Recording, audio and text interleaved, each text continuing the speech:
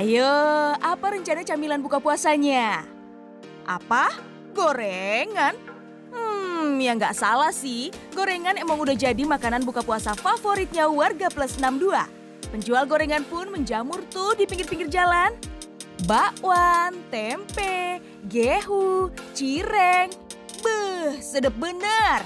Tahan, masih puasa. Tapi sebenarnya boleh nggak sih makan gorengan saat berbuka? Ramadan adalah bulan di mana kita mempersiapkan diri kita yang 11 bulan kita sudah tahu bahwa sebagian besar orang memenuhi tubuhnya dengan makanan, minuman yang tidak sehat. Bahkan salah satunya makanan-makanan seperti ini. Yang saya kira mungkin sebagian besar orang selama 11 bulan atau 11 bulan di luar Ramadan sudah terlalu sering mengkonsumsi makanan seperti ini. Ya kita sebut mungkin di Indonesia itu gorengan. Apakah ada yang salah dengan makanan ini atau mungkin secara status kehalalannya dia bermasalah? Tentu tidak.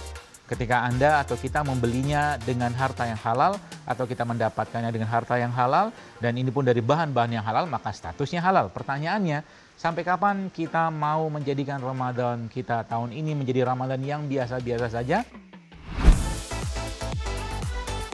Besti, kalau ngomongin halal sih tentu saja gorengan halal ya. Tapi kalau toyib, belum tentu. Karena saat kita sudah mengkonsumsinya secara berlebih dan jadi kebiasaan, tanpa kita sadari, kita sudah menzolimi tubuh. Dan zolim adalah perbuatan dosa, meski ke tubuh sendiri. Makanan yang tidak sehat tentu akan merusak tubuh dan menimbulkan penyakit. Makan berlebihan menjadi cara makan terburuk yang dilarang oleh agama Islam maupun secara medis. Larangan itu bahkan tercantum di dalam Al-Quran surat Al-A'raf ayat 31. Wahai anak cucu Adam, pakailah pakaianmu yang bagus pada setiap memasuki masjid. Makan dan minumlah tetapi jangan berlebihan.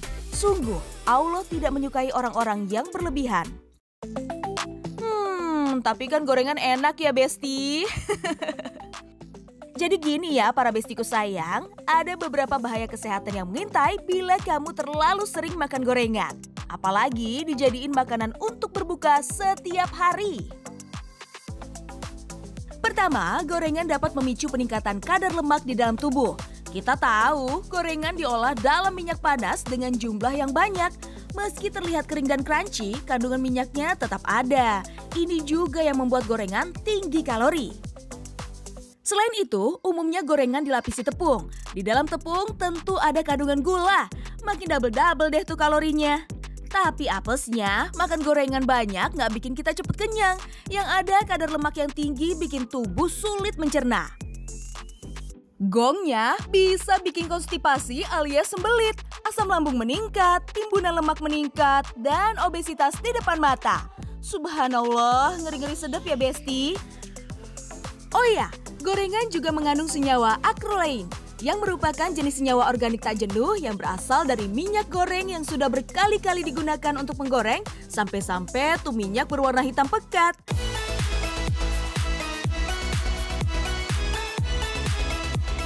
Balik lagi ke hikmah bulan Ramadan nih Besti. Ditilik dari segi kesehatan, bulan Ramadan sebenarnya merupakan waktu yang tepat untuk kita bersih-bersih diri loh, baik jasmani maupun rohani. Jadi bukan malah sibuk mikirin makanan. Jadi ada apa atau mungkin apa yang harus kita lakukan supaya tentunya Ramadan itu tidak kita bersama mereka lagi para gorengan seperti ini. Ya tentunya kita punya solusi yang cukup banyak dan sangat banyak sebenarnya.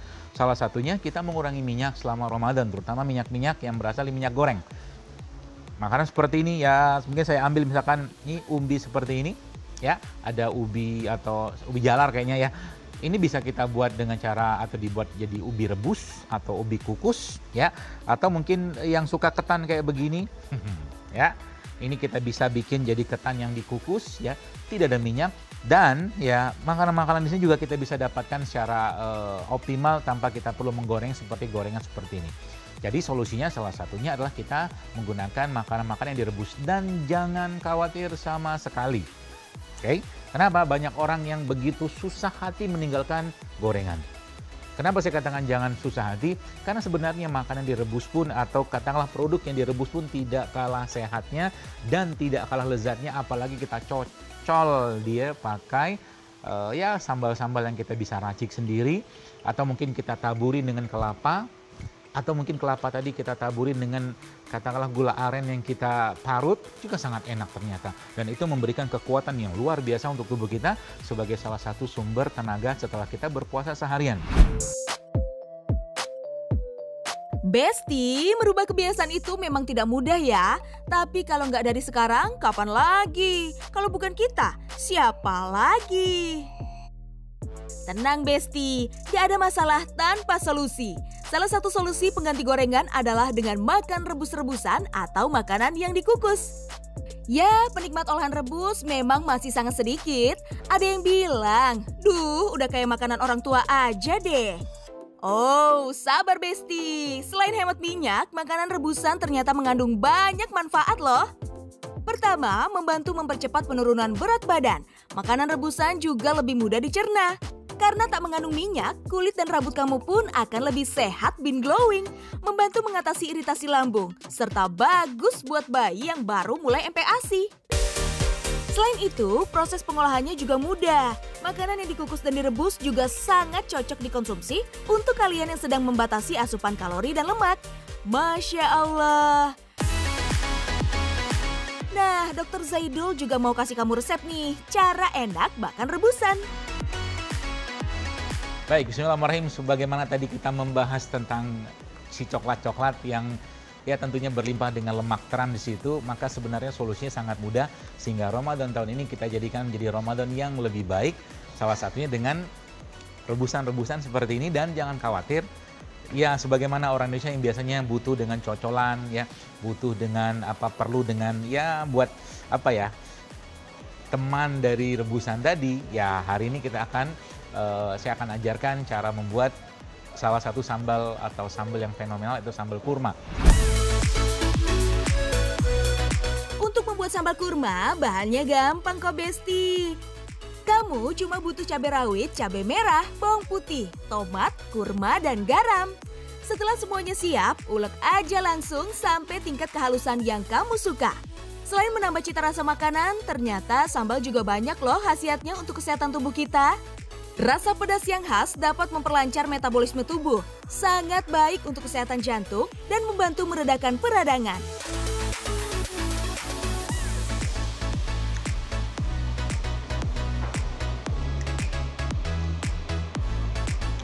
Lezat, sehat, ada pedasnya, ada manisnya, ada seratnya, komplit semua. Dan ini makanan asli Indonesia yang kita bisa cocol pakai sambal kurma tadi. Jadi Ramadan kita bisa bebas dulu dari minyak-minyakan, karena kabarnya juga minyak lagi mahal. Dan kita bisa dapatkan masakan atau mungkin camilan atau penganan atau takjil mungkin yang tetap sehat, tetap lezat, tetap enak, di lidah juga enak. Dan ya tidak kalah dengan si coklat-coklat itu, oke?